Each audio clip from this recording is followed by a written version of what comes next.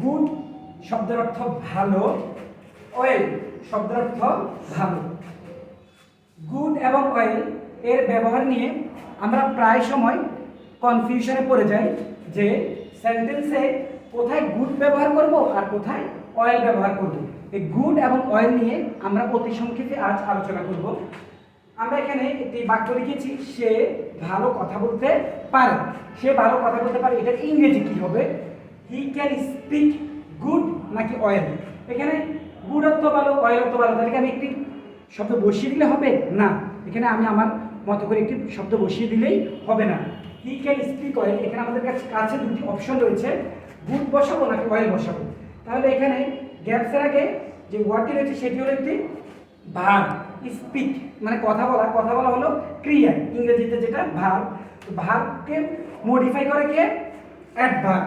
এই গুড কিন্তু অ্যাডজেক্টিভ আর অয়েল হলো অ্যাডভার্ব। এই অয়েল ভালো কিন্তু এটি একটি অ্যাডভার্ব, তাই এখানে আমরা অবশ্যই কি বসাবো? অয়েল বসাবো। হি ক্যান স্পিক অয়েল, সে ভালো কথা বলতে পারে। তাহলে এখানে যদি ভার্ব থাকে তাহলে ভার্বের পরে বসবে অ্যাডভার্ব। এখানে আরেকটি বাক্য রয়েছে, সে একজন ভালো ছাত্র।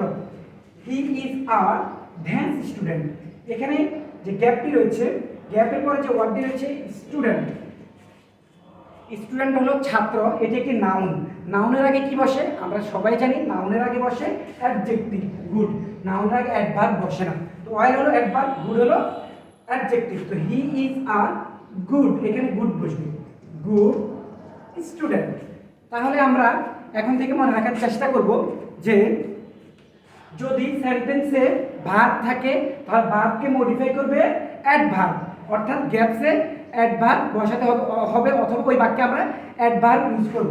আর সেন্টেন্সে যদি নাউন থাকে, নাউনকে যেটা মডিফাই করবে সেটা হবে অ্যাডজেক্টিভ।